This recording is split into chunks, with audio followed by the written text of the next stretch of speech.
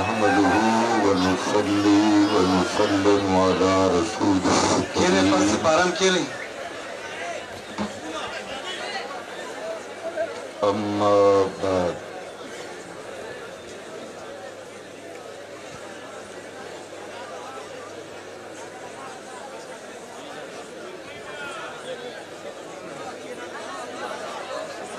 آج اہل توحید کا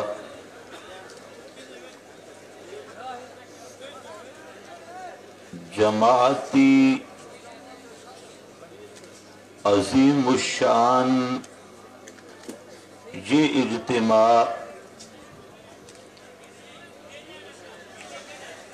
قابل صد مبارکباد ہے اور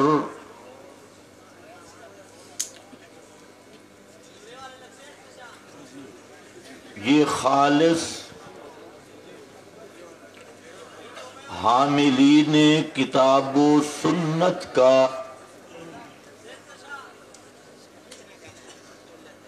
اجتماع شاید اس لحاظ سے منفرد ہے جس میں خالصتاً کتاب و سنت پر مبنی بیانات اور دعوتی پروگرام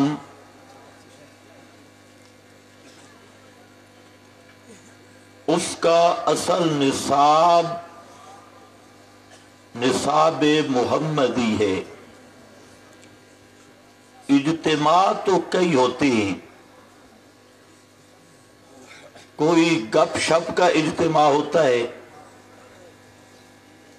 کوئی جھوٹی روایات حکایات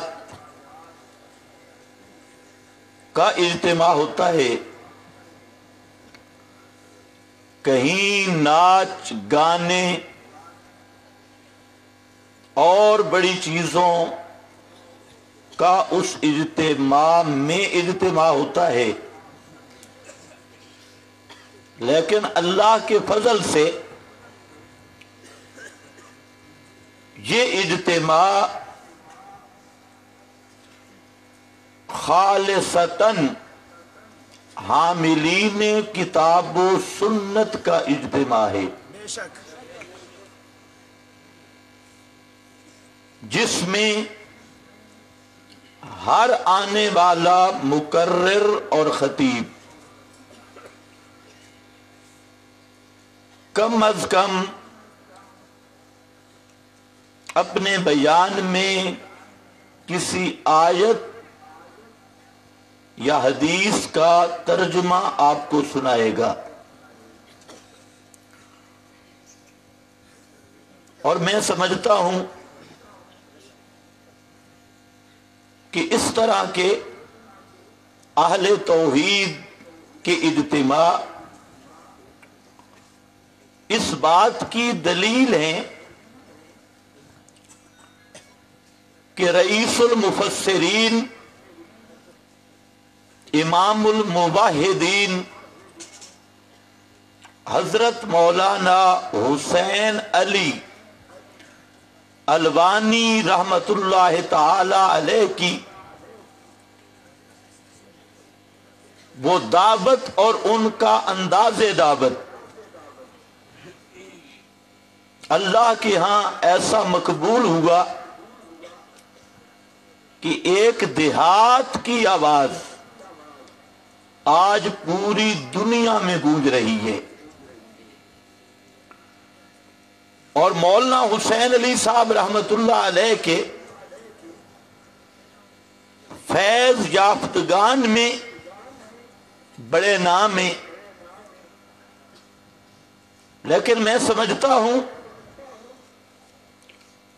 کہ آپ کے شاگردوں میں سے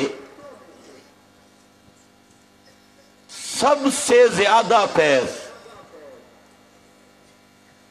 جو آج پوری دنیا پر جس کے آثار ہیں، دنیا کا کوئی ملک ایسا نہیں کہ جس میں وہ فیض نہ پہنچا ہو، تو وہ شیخ القرآن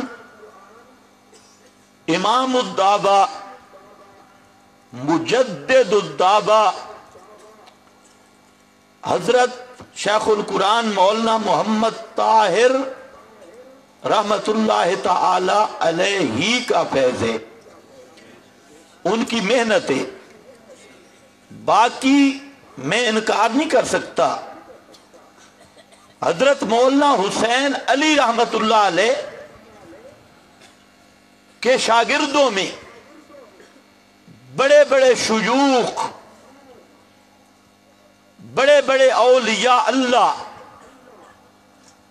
بڑے بڑے محدث، مفسر، داعیان حق گزرے ہیں اور پوری محنت کی، اس کا ہمیں انکار نہیں، لیکن اس بات کو بلا مبالغہ اپنے دل کی شہادت کو ظاہر کر رہا ہوں کہ شیخ القرآن مولانا محمد طاہر رحمت اللہ علیہ ان کے توسط سے یہ جو کتاب و سنت کی آواز پوری دنیا میں گونجی ہے،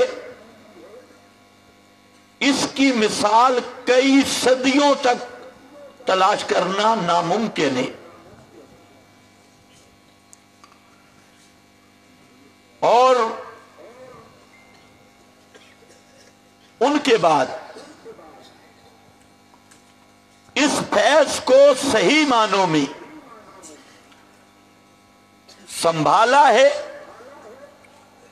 اور جانشینی کا حق ادا کیا ہے، تو حضرت شیخ القرآن مولانا محمد طیب طاہری صاحب ہے۔ اور میں سمجھتا ہوں کہ اس فیض کو باقی رکھنا، اس کو سنبھالنا پھیلانے سے بھی زیادہ مشکل تھا۔ تو اللہ رب العزت نے ان سے یہ خدمت لی۔ بعض ہمارے ساتھی وہ بڑی باتیں کرتے ہیں، ہمیں اپنے امیر کی عمارت پر ہم یقین دلاتے ہیں، میں کوئی یقین نہیں دلاتا۔ میں صرف اتنی بات کروں گا کہ اگر ان سے بہتر کوئی آدمی، ان سے اچھی صلاحیت والا، لیاقت والا اور محنت والا امیر ہمیں مل جائے تو ہم اس کی بھی اطاعت کریں گے، لیکن اللہ رب العزت نے ان سے یہ کام لیا اور قرآن مقدس کی خدمت، یہ بات ذہن میں رکھ لیں، اللہ ان سے لیتا ہے کہ جن کے بارے میں پہلے فرمایا استفینا من عبادنا۔ یہ نغمہ ہر ساز پہ گایا نہیں جاتا، قرآن مقدس کا خادم اللہ اس کو بناتا ہے جس کو پہلے اپنے دربار میں منتخب کرتا ہے، انتخاب ہوتا ہے۔ اللہ کے چند انتخابات ہیں، ایک سب سے بڑا انتخاب اللہ یستفی من الملائکۃ رسلا ومن الناس، اور اس کے بعد دوسرا انتخاب اختار لی اصحابی، اور اسی میں ہے استفینا من عبادنا۔ تو اللہ رب العزت قرآن مقدس کی خدمت اس آدمی سے لیتا ہے جس کو اپنے دربار میں قبول کرتا ہے۔ کوئی حرام خور قرآن کا خادم نہیں بن سکتا، کوئی بد دیانت قرآن کا خادم نہیں بن سکتا، کوئی فاسق و فاجر قرآن کا خادم نہیں بن سکتا۔ قرآن مقدس کی خدمت کے لیے لا یمسہ الا المطہرون۔ شیخ الاسلام علامہ عثمانی رحمت اللہ علیہ نے یہاں پر ایک جملہ لکھا، وہ قابل دید ہے، چونکہ وقت بالکل نہیں۔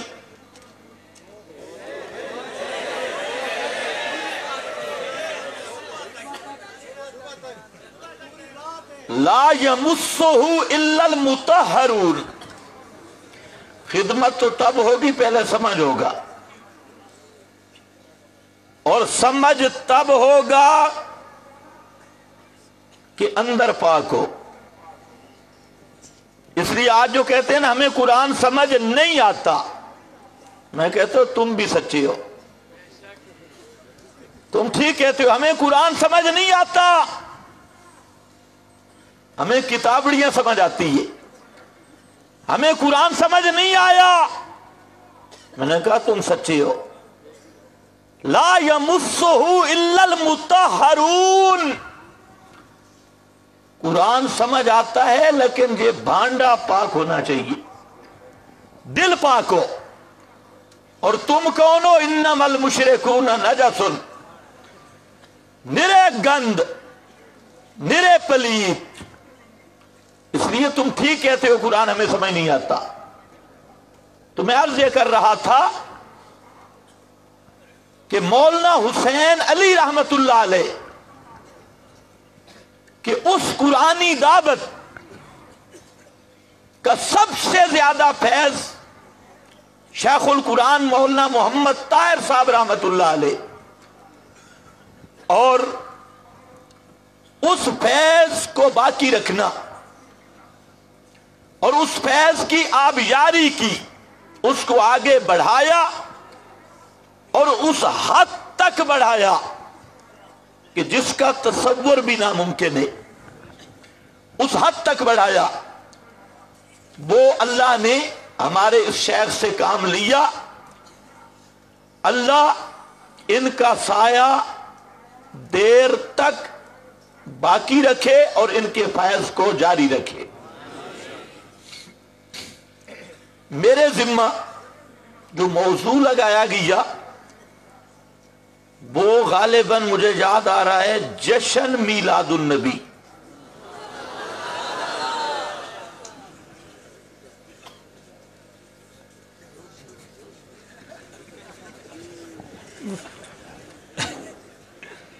لیکن اس کے لیے کم از کم 3 گھنٹے درکار ہے۔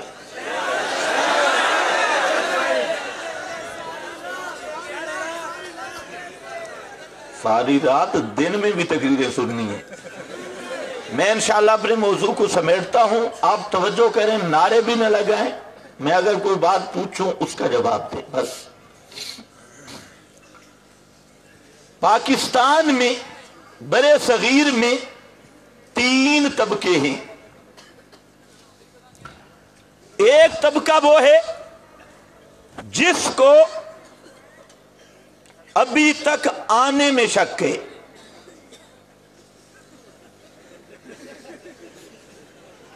توجہ، ایک طبقہ وہ ہے جس کو ابھی تک آنے میں شک ہے، اور ایک طبقہ وہ ہے جس کو جانے میں شک ہے۔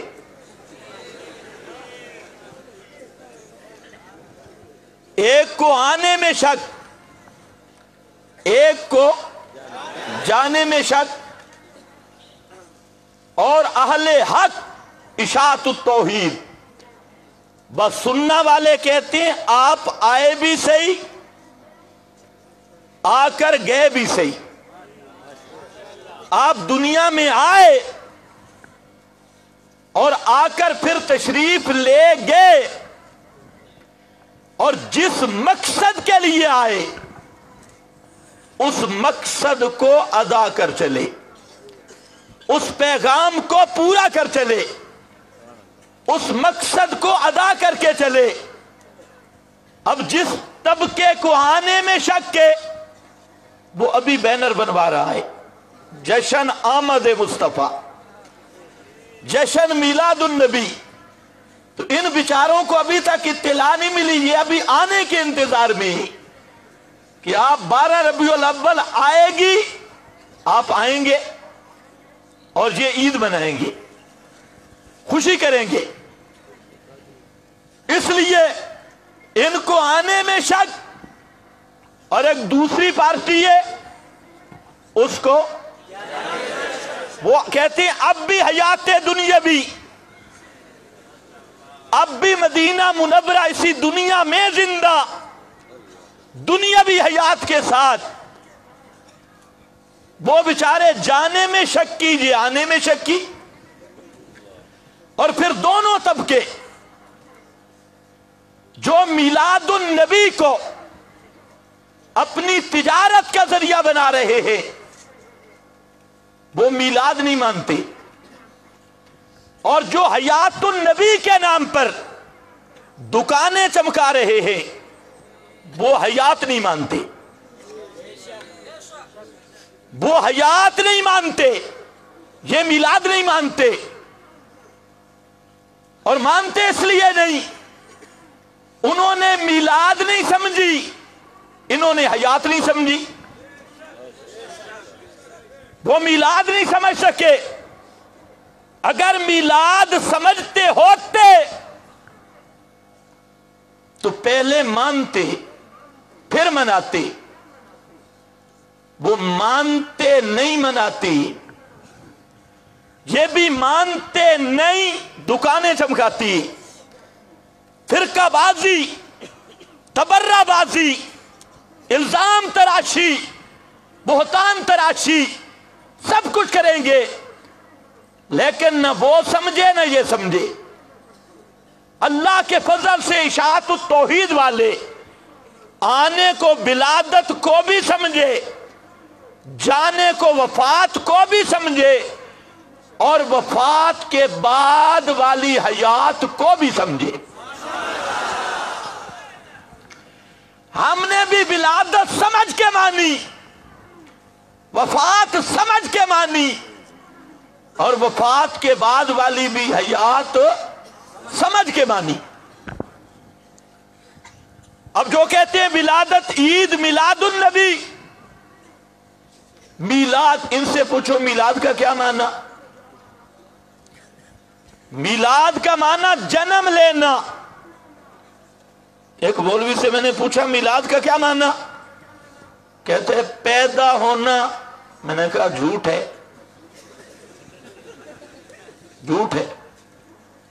خلق السماوات والارض, آسمان پیدا ہوا, زمین پیدا ہوئی.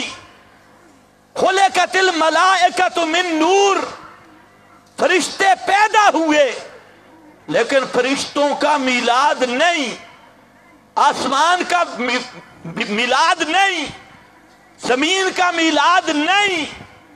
خلق ہے, میلاد نہیں. پیدا ہوئے, میلاد نہیں. میلاد کا معنی بتا, میلاد کا کیا معنی؟ تو میلاد کا معنی والدہ مکرمہ کے شکم اطہر میں 9 مہینے رہ کر والدہ کے پیٹ مقدس سے, شکم اطہر سے پیدا ہونے والا, جنم لینے والا, جنم لینا, اس کا نام ولادت ہے, اس کا نام میلاد ہے.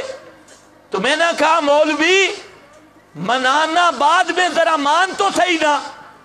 جو 9 مہینے اپنی ماں کے پیٹ میں رہے وہ ہر جگہ حاضر ناظر نہیں ہوتا. اور جو ہر وقت ہر جگہ حاضر ناظر ہو، وہ ماں کے پیٹ میں 9 مہینے رہنے والا نہیں ہوتا۔ حاضر ناظر کا عقیدہ، ایک طرف حاضر ناظر کا عقیدہ اور دوسری طرف میلاد پہ حلوہ، میلاد کے چاول، یہ 2 رنگی چھوڑ دے۔ اس سے میں نے پوچھا، میں میلاد کا معنی یہ ہے، اور قرآن نے قانون بیان کیا، اخرجکم من بطون امہاتکم لا تعلمون شیئا، قانون خدا بندی، جب تم اپنے ماؤں کے پیٹوں سے باہر آئے، تمہاری ولادت ہوئی، میلاد ہوئی، تو اس وقت لا تعلمون شیئا، تم کچھ نہیں جانتے تھے۔ لا تعلمون شیئا، تمہارے علم کے اسباب، سمع، بصر وغیرہ یہ عطا کیے، ذرائع بعد میں قابل استعمال ہوئے اور علم حاصل ہونے لگا۔ میں نے کہا میلاد کا معنی یہ ہے، جس کا میلاد ہو وہ لا تعلمون شیئا، اس کا علم آتا ہے سمع، بصر، حواس کے ذریعے، اسباب کے ذریعے، اور جس کا علم اسباب کے ذریعے آئے وہ غیب دان نہیں ہوتا، وہ عالم الغیب نہیں ہوتا۔ ایک طرف میلاد کا لفظ، دوسری طرف غیب دانی کا عقیدہ۔ تو نے میلاد سمجھا ہی نہیں، میلاد مانا ہی نہیں۔ پہلے میلاد مان، پھر منانے کا سوچیں گے، وہ مل کر سوچیں گے کہ منانا جائز ہے یا نہیں۔ تو میلاد کا ہی منکر ہے۔ یا 2 چیزیں، یا میلاد کا حلوہ چھوڑنا ہوگا یا غیب دانی کا عقیدہ چھوڑنا ہوگا۔ پھر جس کی ولادت ہو، ماں کے پیٹ سے آنے والا، اس کا باپ بھی ہے، اس کی اماں جان بھی ہے، جس کا باپ بھی ہو، جس کی ماں بھی ہو، اس کی حقیقت نور نہیں ہوتی، وہ خالصتاً بشر ہوتا ہے، حقیقتاً بشر ہوا کرتا ہے۔ اور ادھر میلاد، جشن میلاد النبی، اور ادھر تیری حالت یہ ہے، نور نور کا عقیدہ، بشریت کی نفی۔ تو اس لیے میں نے کہا اگر میلاد مانتا ہوتا، پیغمبر کریم کو حاضر ناظر نہ سمجھتا۔ اگر میلاد مانتا ہوتا، پیغمبر کریم کو غیب دان نہ سمجھتا۔ اگر میلاد مانتا ہوتا، میرے پیغمبر کریم کو بشریت سے خارج نہ کرتا۔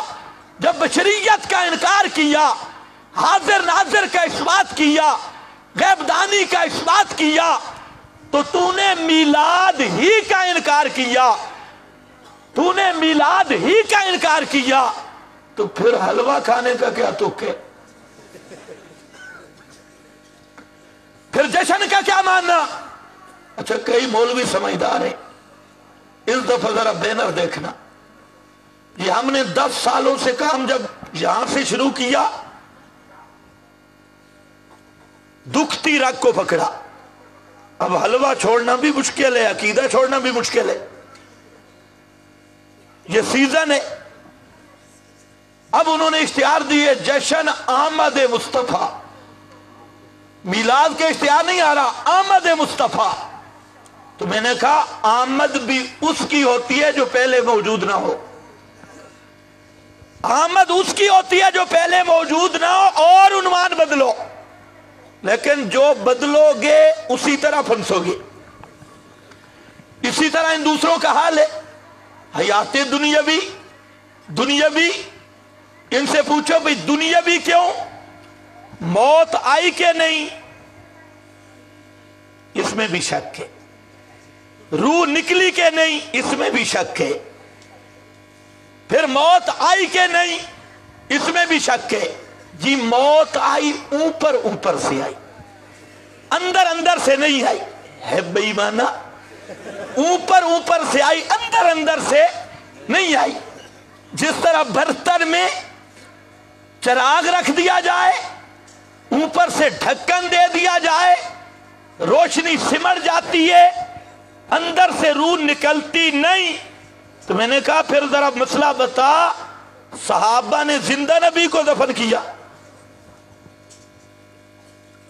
اگر صحابہ نے زندہ نبی کو دفن کیا تو ایک بزرگ تو بھی اپنا ہمارے حوالے کر دے.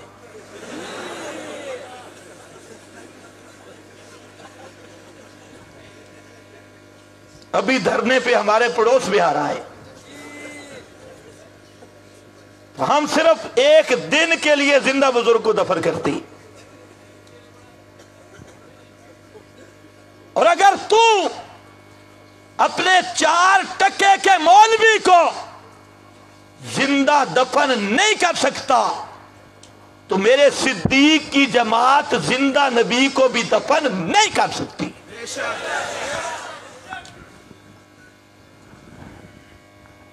پھر دنیا بھی کہتے چونکہ جسم دنیا والا ہے اس لیے دنیا بھی. میں نے کہا بہت اچھی بات. یہ جو ہے نا اب ایک لحاظ سے ایک حیثیت سے رات کے 12 بجے ہے اور دوسری حیثیت سے دن کے 12 بجے. یہ دن بھی ہے رات بھی ہے. اگر یہ دیکھا جائے کہ اندھیرا ہے اور دور تو رات ہے، اور اگر یہ لحاظ کیا جائے نا کہ ادھر روشنی ہے تو دن ہے. رات بھی ہے اور دن بھی ہے. یہ عجیب پارٹی نکلی. یہ پہلے تو لوگ کہتے تھے ارتفاع نقیضین، اجتماع نقیضین، اور یہ جو جماعت ہے یہ واحد وہ للو پنجو پارٹی ہے جن کے لیے نہ ارتفاع نقیضین سے کچھ ہوتا ہے نہ اجتماع نقیضین سے کچھ ہوتا ہے. دنیا بھی برزخی ساری جمع ہے.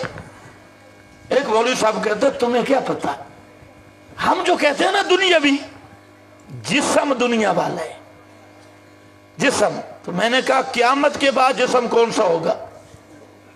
دنیا والا ہوگا. تو پھر تو قیامت کے بعد والی بھی دنیا والی ہے.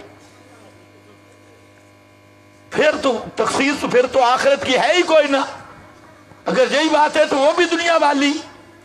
تو وہ فریق میلاد نہیں سمجھا، یہ فریق حیات نہیں سمجھا. حالانکہ حیات الانبیاء بھی برحق، حیات شہداء بھی برحق. شیخ الحدیث صاحب جھوٹ نہ بولے کر، الزام نہ لایا کر کہ یہ اشاعت التوحید والے حیات النبی کے منکر. میں کہتا ہوں صریح جھوٹ، صحیح الزام. تو کہتا ہے یہ حیات النبی، حیات الانبیاء. میں کہتا ہوں حیات الشہداء بھی برحق، حیات الانبیاء بھی برحق، حیات النبی بھی برحق. لیکن موت کے بعد کسی کی بھی روح اس بدن میں نہیں. موت کے بعد کسی شہید کی روح بھی بدن میں نہیں، پیغمبر کی روح بھی بدن میں نہیں، امام الانبیاء حضرت محمد مصطفیٰ صلی اللہ علیہ وسلم کی روح بھی اس بدن پاک میں نہیں. ارواح الانبیاء رفیق اعلیٰ میں، ارواح الشہداء جنت میں قیامت سے پہلے ان اجساد عنصریہ میں واپس نہیں آئیں گی. اور یہ میرا مسئلہ نہیں، یہ نصوص قطعیہ کا مسئلہ ہے اور قرآن مقدس کی 80 آیات کا مسئلہ ہے کہ موت کے بعد روح کا یہ جسم مستقر نہیں ہوتا. خیر واپس آ جاؤ. کتنے طبقے ہیں؟ 3 طبقے. ایک میلاد نہیں سمجھے، آنے کے منتظر، ایک جانے کے منتظر. اب ہم پہ سوال ہے، اچھا یہ جو جشن ہے، جشن عید میلاد النبی، اس میں 3 حقیقتیں مسلم ہیں، ہمارے نزدیک بھی ان کے نزدیک بھی. नंबर 1 कि इसकी इब्तिदा 604 हिजरी में हुई। 604 हिजरी। 200 से ज्यादा कुतुब मिलादियों की इस पर मौजूद कि 604 हिजरी यानी 7वीं सदी, 600 साल इस्लाम के इस ईद से खाली रहे।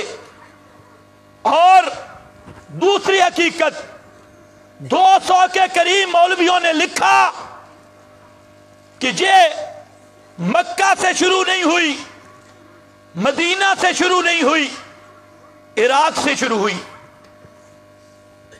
इराक से शुरू हुई। और तीसरी हकीकत अनवार सातिया उठा, तिबयानुल कुरान उठा, ज़ियाउन नबी उठा, रसाइल मिलाद उठा, मिलादुल नबी के रसाइल, मिलादुल रसूल के रसाइल, सब कुतुब में 200 के करीब मौलवी ने कहा है भी बिदत, है भी क्या बिदत। लेकिन सबसे नेक बिदत। तिबयानुल कुरान वाले ने लिखा सबसे नेक बिदत। बाकियों ने कहा बिदत हसना। मैंने कहा ये 3, इससे पता चल गया 600 साल इस्लाम के खाली, जिनमें सहाबा का दौर, ताबीन, तबा ताबीन, आइम्मा अरबा, मुहद्दिसीन, हत्ता के शेख अब्दुल कादिर जीलानी, बड़े बड़े अकाबिर औलिया अल्लाह, ये सब के सब इनके दौर में ये नहीं, इनके बाद इजाद हुई। और वो भी मूसल में इराक के अंदर इजाद हुई, और वो भी बिदअत। मैंने कहा इतना मान बिदअत है। और आगे तूने कहा बिदअत हसना। शैतान बड़ा बेईमान है, एक चप्पर लगा देता है जिसको कुरान ने तज़यीन से ताबीर किया। एक चप्पर लगाई, अल्लाह ने फरमाया ला तकरबा हाज़िही शजरा, यहां अशजरा था, इस दरख्त के करीब न जाना। उसने साथ मिलाया अल खुल्द, जब उसने दोहराया तो शजरतुल खुल्द बन गया। ये खुल्द वाला साथ पेमंद लगा दिया। ला तकरबा हाज़िही शजरा, उसने साथ एक चप्पर लगाई। अब अगर सिर्फ खुश्क बिदअत हो तो कोई भी करने के लिए तैयार नहीं। अगर कहो बिदअत है करने, उसने बिदअत के साथ लगाई चप्पर, और वो चप्पर के हसना, बिदअत हसना, सोनी बिदअत। तो मैंने कहा वाह, नई इस्तिलाह आई, जो बिदअत करो बेहतरीन बोर्ड मिल गया, सोनी बिदअत, खेस्ता बिदअत, सोनी बिदअत, खूबसूरत बिदअत, वो बोर्ड मिल गया। पता नहीं लफ्ज ठीक मैंने कहा या नहीं, बहरहाल सोनी बिदअत, बिदअत हसना। मैंने कहा फिर बिल्कुल हमारा तुम्हारा झगड़ा नहीं, बिदअत हसना के, लेकिन इसको सुन्नत ना ज़ाहिर कर, बिदअत के, हसना के। जब कोई और चप्पर लगा, एक मौलवी साहब से मैंने पूछा भाई बिदअत हसना किसको कहती है, ये बिदअत हसना? उसने कहा हमारी नीयत साफ होती है, हमारी नीयत साफ है। मैं कहा मौलवी साहब मसला बताओ। एक आदमी डाका डालता है और उसकी नीयत यह है कि मस्जिद बनाऊंगा। एक आदमी भैंस चोरी करता है और उसकी नीयत है तालिब इल्मों की दावत करूंगा। की चोरी, नीयत तो अच्छी, अब इसको क्या कहेंगे, डाका हसना, चोरी हसना, सरके हसना, नीयत तो इसमें भी पाई गई। इसकी कुछ और मिसालें भी है, शेख साहब तशरीफ फरमाए इसलिए वो मैं नहीं देता, और मिसालें भी है। तो भाई जब बिदअत आ गई, बिदअत में हुस्न आ कैसे सकता है? कुरान से तो मैंने पूछा, कुरान ने फरमाया लक़द कान लकुम फी रसूलिल्लाहि उसवतुन हसना। पैगंबर खुद सोना, खुद हुस्न वाला। अब हुस्न उस चीज में आएगा जिसकी निस्बत मोहम्मद मुस्तफा के साथ होगी, उसमें हुस्न आएगा, बिदअत हसना नहीं। मैंने कहा चल इस तरह कर, फिर अपने आप को आले सुन्नत ना कहे, अखवाया कर सोने बिदती, खूबसूरत बिदती। आलू सुन्नत नहीं, काम सारे बिदअत हसना। और कहता आलू सुन्नत नहीं, बिदअत कर, बिदई कहलवा, आले बिदअतिल हसना कहलवा, खूबसूरत बिदती कहलवा। वरना आज सुन, मेरे महबूब ने जब जिक्र किया फरमाया कुल्लु बिदअतिन ज़लाला व इर्राहन्नासु हसना। कुल्लु बिदअतिन ज़लाला व इर्राहन्नासु हसना। हर बिदअत गुमराही, हर बिदअत ज़लालत, अगरचे लोग उसको हसना करार दें और लोग ये कहें कि ये बिदअत हसना है, हसना का बयान भी करें, बहाना भी बनाएं। फरमाया कुल्लु बिदअतिन ज़लाला व इर्राहन्नासु हसना। अगरचे लोग हसना कहें लेकिन बिदअत में हुस्न नहीं। और कभी फरमाया कुल्लु बिदअतिन ज़लाला, कुल्लु मुहदसतिन बिदअ व कुल्लु बिदअतिन ज़लाला। हर दीन में नया काम बिदअत होगा और हर बिदअत गुमराही होगी। पैगंबर करीम ने तो फरमाया कुल्लु बिदअ, और ये कुल सूर है मूजबा कुलिया का। फरमाया हर बिदअत ज़लालत और मूजबा कुलिया की नकीर सालबा जुजिया हुआ करता है। अब आले बिदअत कहते हैं बाजुल बिदअ लैसा बिज़लाला, तो बाजुल बिदअ बाद बिदते गुमराही नहीं। तो ये बाद बिदअत को हसना कहना, ये पैगंबर का बताया हुआ मूजबा कुलिये को तोड़ना है। और जो पैगंबर के मूजबा को तोड़े वो कभी भी ईमानदार हो सकता नहीं। सरी मुखालफत रसूल है। एक वो अब इशाअत तौहीद आए, इन्होंने कहा पैगंबर करीम आए, 63 साल की जिंदगी गुजारी, 40 साल नबूवत से पहले, 23 साल नबूवत वाले, 13 साल मक्का में, 10 साल मदीना मुनव्वरा में। और पैगंबर करीम ने जिस मकसद के लिए अल्लाह ने आपको मबूस किया और जिस मकसद के लिए आपको रसूल बना के भेजा गया, अजमतें देकर भेजा गया, आप उस मकसद में 100% कामयाब हुए। वो पहुंचाया अल यौम अकमलतु लकुम दीनकुम व अतममतु अलैकुम नेमती। वो आया और जब आप जा रहे थे आपने फरमाया तरक्तु फीकुम हमरैन, तरक्तु फीकुम हमरैन। ऐ कायनात वालों, 2 चीजें छोड़ के जा रहा। कितनी? 2 या 3? ऊंचे बोलो, मैं खत्म करता हूं। 2 या 3? 2 या 3? तरक्तु फीकुम हमरैन।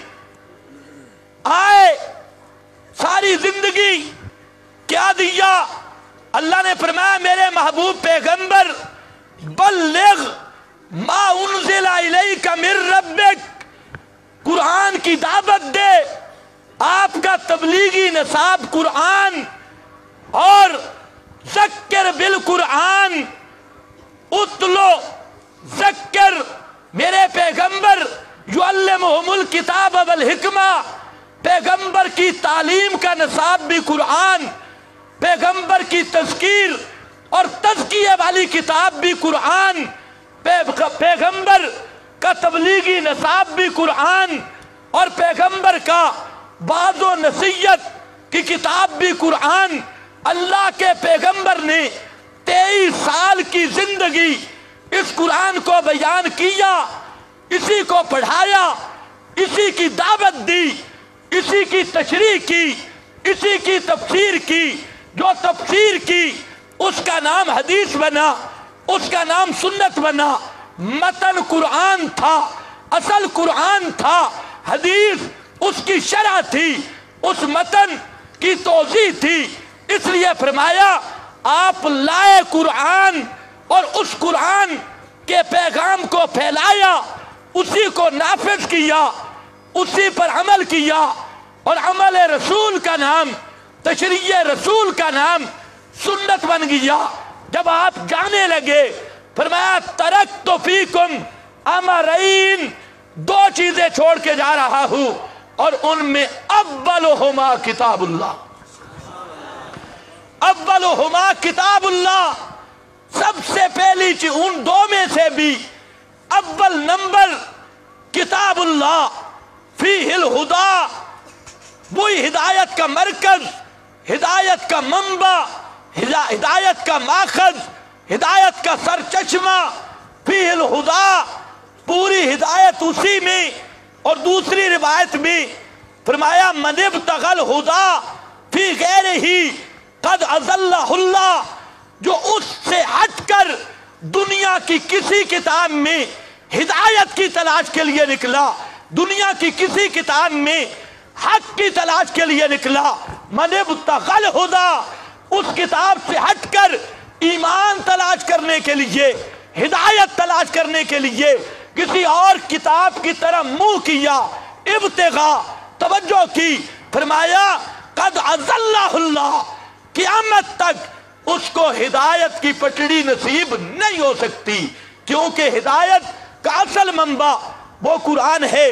تو میرے بھائیوں، اشاعت التوحید و سنہ یہ وہ جماعت ہے جس نے پیغمبر کریم کی اسی امانت کو سنبھالا، کتاب و سنت والی امانت. یہ طائفہ منصورہ آج بھی سینوں سے اس امانت کو لگا کے چل رہے ہیں.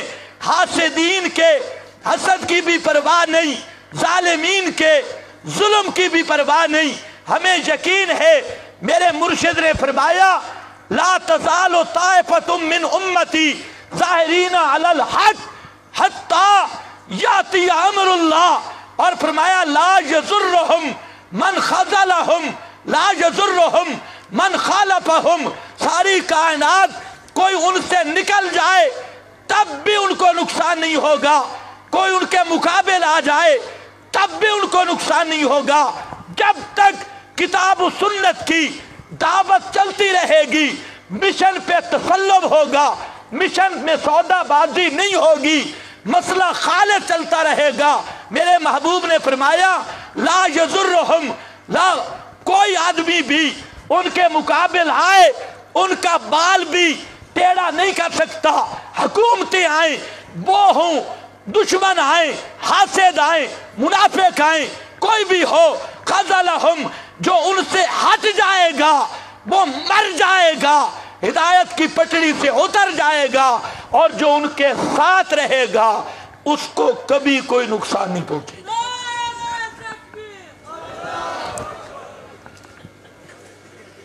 اللہ مجھے آپ کو اسی طائفہ منصورہ کے ساتھ زندگی، انہی کے ساتھ ہمیں موت نصیب فرمائے. وآخر دعوانا ان الحمدللہ.